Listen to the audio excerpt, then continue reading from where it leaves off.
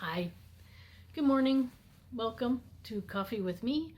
I'm Susan B. Lochocki, running for President of the United States as a write-in, and this is my temporary kitchen. Welcome. So it's Sanctuary Sunday, and then I always have like a sort of focus word or concept, and this one is about good. It is August 30th. And it's also the UN International Day of Victims of Enforced Disappearances. So it's for the victims today. And I would like to start by lighting the proverbial candle. I don't have matches, so I can't light a real candle, but I'm going to do a modern candle, so hold on. There. So that's a candle for good, and also for victims of enforced disappearances. Now, enforced disappearances, that can be kidnapping, that can be human trafficking, that can be governments wanting to silence people. You know, disappearing can be disappearing and being alive, or disappearing and being dead. So, yeah. This includes victims, so human rights defenders, children, women, all sorts of people. Apparently, it is something that's going on in at least 85 countries or more, which is sad, with over 100,000 people who have vanished without a trace, I guess, in the last, I didn't write down how long that was. That's on the UN website somewhere. So, some good news, because I like to talk about good news rather than sad news. And in a second, we'll do some breathing to relax, and then we'll have a moment of silence too for the victims. But I want to announce that U.S. Marshals found and freed 30 plus children over the weekend in Georgia, I believe. So this is good news. There's a lot of happy families out there, I think. Well done. Thank you, U.S. Marshals. Good work. So now let's go into our breathing technique. We'll do 3 breaths and do the count of 4, count of 4, count of 4, in through the nose, out through the mouth with a hold in between. And then don't forget to relax your shoulders. We're all stressing out. The world's picking up pace. I don't know if it's good, but that's what's happening. So let's breathe together and try to relax first, and then we'll move forward. Okay, so breathe in, hold, and let out.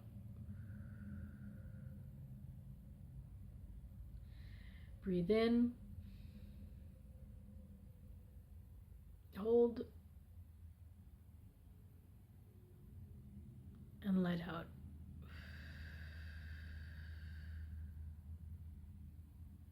Breathe in, hold, and let out. And continue to keep your shoulders down. And let's move into a moment of silence now for the victims.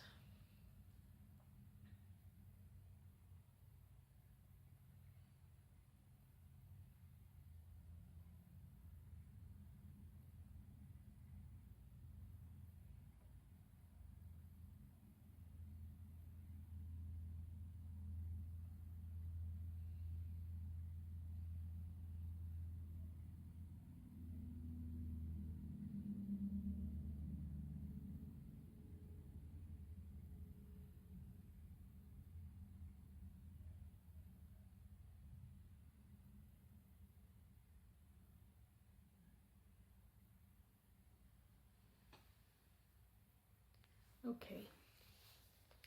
So good. Good is common in most religions. It's a common concept. Let me read what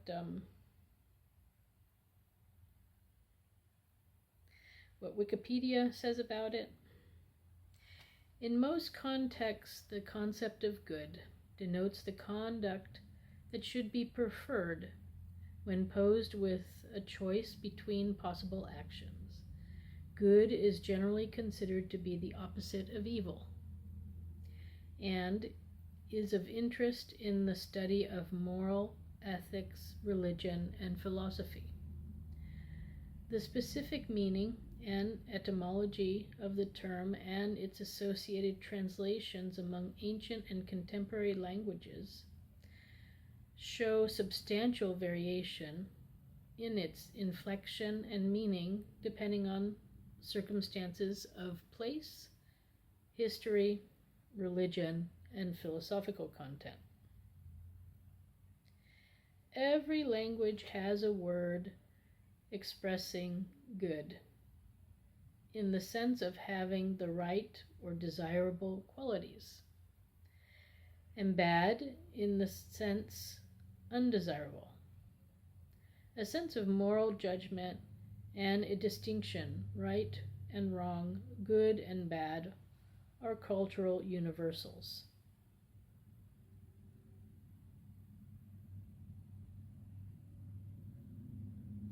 And then the article goes on to talk about different philosophies and philosophers and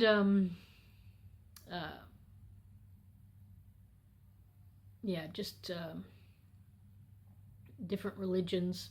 The concept goes back to the Zoroastrians, I think. I'm really bad at pronouncing certain words, but anyways.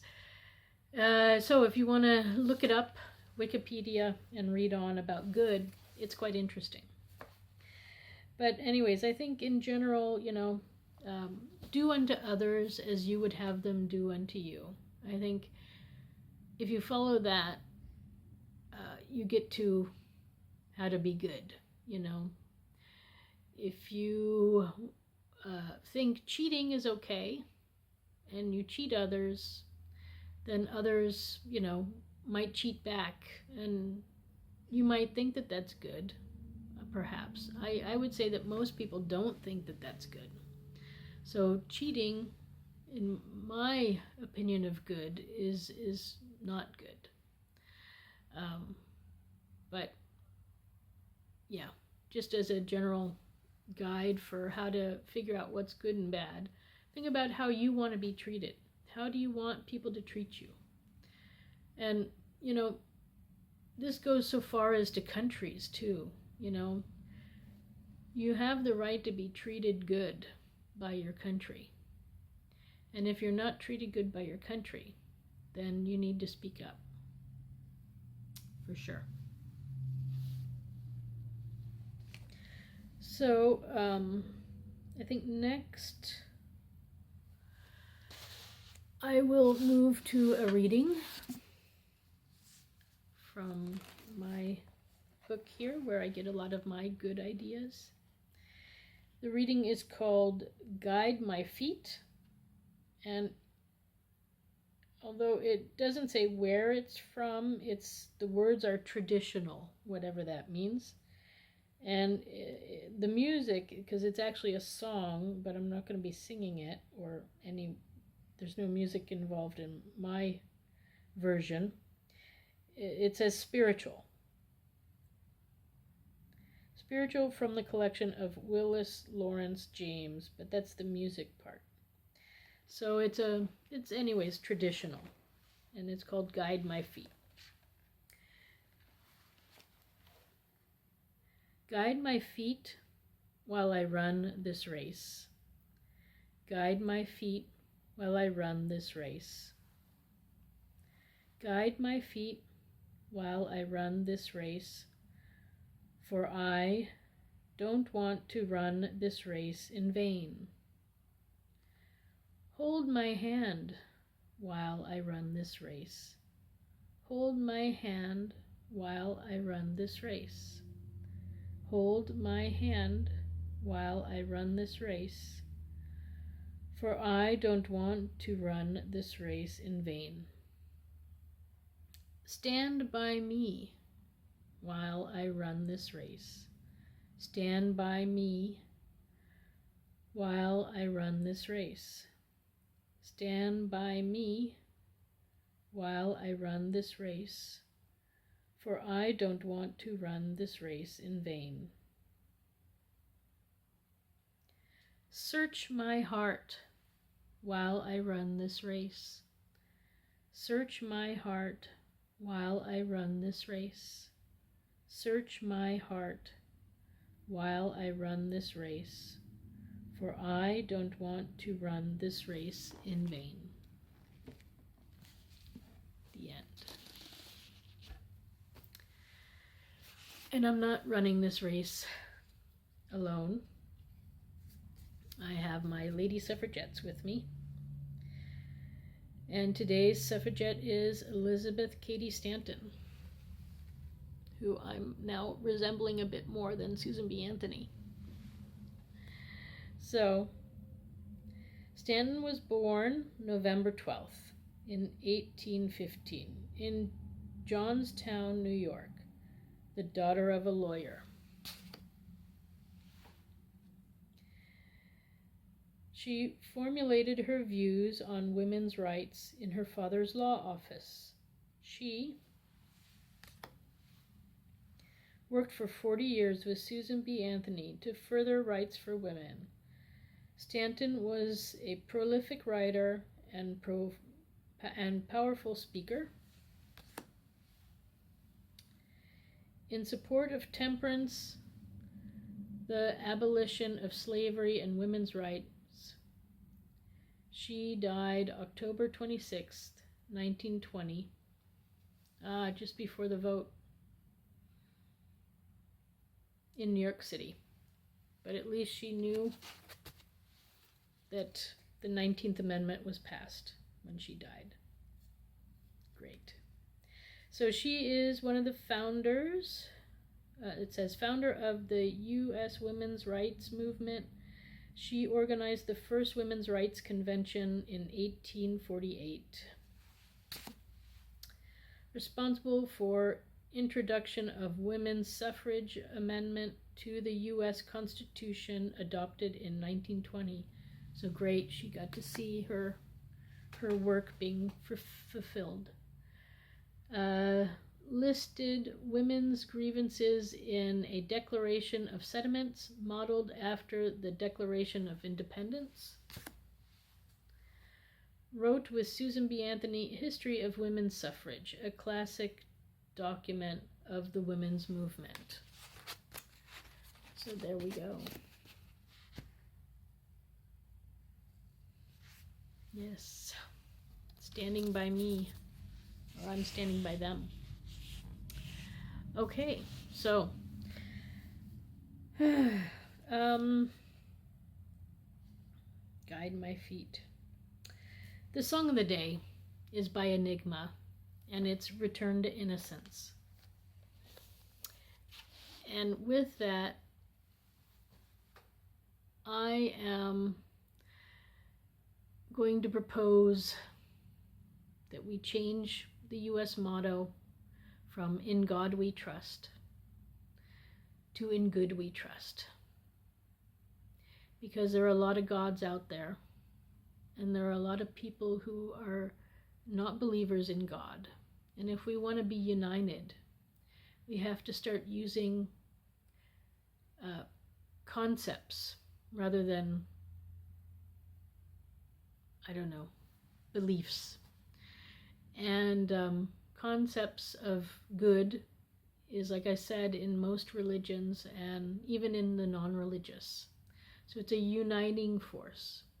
So instead of "In God We Trust," we should say "In Good We Trust." And I know that in good I trust. I hope you trust in good also. All right. On that note, it's time to say goodbye. I wish you a nice day.